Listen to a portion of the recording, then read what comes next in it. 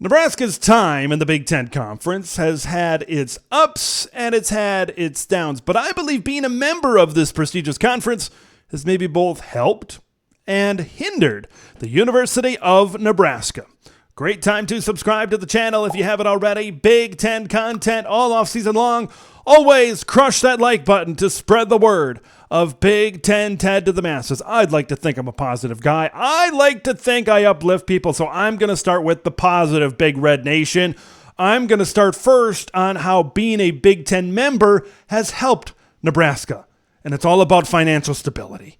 Right when Nebraska left the Big 12 Conference, a big thing that Tom Osborne said, who was the AD at the time of the move, was stability. Right? It provides this program, it provides this athletic department with financial stability, things that weren't happening in the Big 12 Conference. I'm going to give you an example.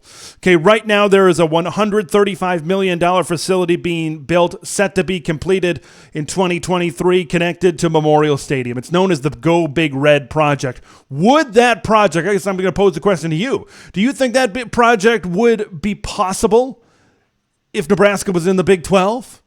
Right, if Nebraska wasn't making nearly as much money as they were in the Big Ten Conference, didn't have near the amount of exposure, didn't have all of the benefits that come along with being in the Big Ten Conference. I don't know. Public may have to help out a little bit, right? But more donations, all that kind of thing, the TV revenue, right, and all the revenue that comes in with being a member of the Big Ten Conference has provided a lot more opportunities to Nebraska and a lot of other schools in the Big Ten Conference. It's allowed Big Ten schools to get ahead a little bit and build some of these great facilities because we know that's such a big part to recruiting. Like not far from where I am right now, the University of Minnesota built a new football type of facility a few years back in this athletic village. So schools are continuing to evolve, and facilities is a big part of that, and having that revenue. What do these schools do with hundreds of millions of dollars? They invest it and build great facilities that help get recruits on campus, which is where I want to go next. I want to talk about recruiting. Okay, because the big thing when Nebraska left the Big 12, what's going to happen to the Texas pipeline? We aren't going to be playing inside of the state of Texas, right? There were four schools in the Big 12 that were in the state of Texas: Texas A&M, Baylor, and Texas Tech. And now Nebraska didn't have that connection.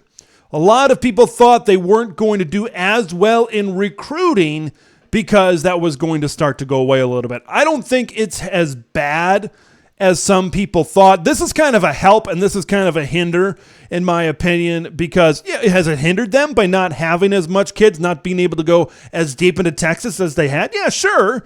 But it's also helped them because it's helped them evolve into other places. It's helped them grab both Adrian and Taylor Martinez out of the state of California. It's established a Calabrasca connection, which you got to think is going to grow even stronger with the additions of USC and UCLA. Sometimes you need to get out of your comfort zone to really evolve, and I believe that's what's happened with Nebraska in recruiting, right? They're trying to get back more into Texas. Staffs as of late, especially this Matt Rule staff, has really, especially Matt Rule's connections with the state of Texas, they're trying to get back in there a little bit more, but it's created more diversity in recruiting.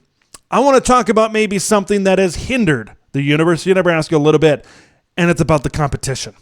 Okay, I'm going to first start with, I think the Big 12 North, Big 10 West, pretty comparable in the fact that they are the less talented division. They got less better teams, I'm trying to say it nicely, than maybe teams that happen in the Big 12 South and the Big 10 East. But when you take a look at the conferences overall, you kind of take a look at these divisions overall, even though Nebraska struggled in the Big 12 North right under Bill Callahan, and I think that says a lot, I think the Big 10 West is deeper and has better teams than that they had in the Big 12 North, I should say, back in the day, right? Colorado under Dan Hawkins is really when they start to fell off a little bit and really dive into mediocrity. I know Kansas and Missouri took those steps up and had big seasons in 2007, but outside of that, a lot of the times these division champions had 4 losses, 5 losses. Sometimes they were unranked. Sometimes they were below 20th in the country. Like, there's more competition. You can say what you want about the Big Ten West. The Big Ten West is better, is deeper, has more programs and more competition than the Big 12 North did back in the day. And then you look at the Big 12 South compared to the Big 10 East. Texas and Oklahoma are big boys, no question about that. But give me Ohio State, give me Michigan, give me Penn State, give me that trio over the Big 12 South, because then you had programs like a Texas Tech, like a Texas A&M at the time. You had Oklahoma State. You had programs like that would rise up every now and then, but overall, it was Texas and Oklahoma, right? Those were the big boys. And I compare the Texas Techs, the Oklahoma States, like a Michigan State, where they rise up every now and then. But in terms of consistent, really good teams, Ohio State, Michigan, and Penn State, I believe, were higher than Texas and Oklahoma. I know that's crazy because Oklahoma was really good at that time, but I just think those three compared to those two and then the rest that came up in the Big 12 South, I think there's tougher competition to go around. Not giving that an excuse, because recruiting classes under Scott Frost were consistently in the top 5 in the Big 10. Okay, they were able to bring in good talent at Nebraska, but this is when you're going through the gauntlet that is the Big 10. It's a lot tougher. Nebraska has had to evolve. I'm going to say that word many times throughout this video.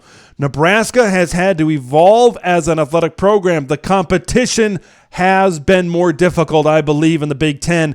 And maybe, right, I know at first they did pretty well, right, with, when they were in the leaders and legends, when Bo Pelini was still there, but maintaining that success over coach to coach has been difficult for Nebraska.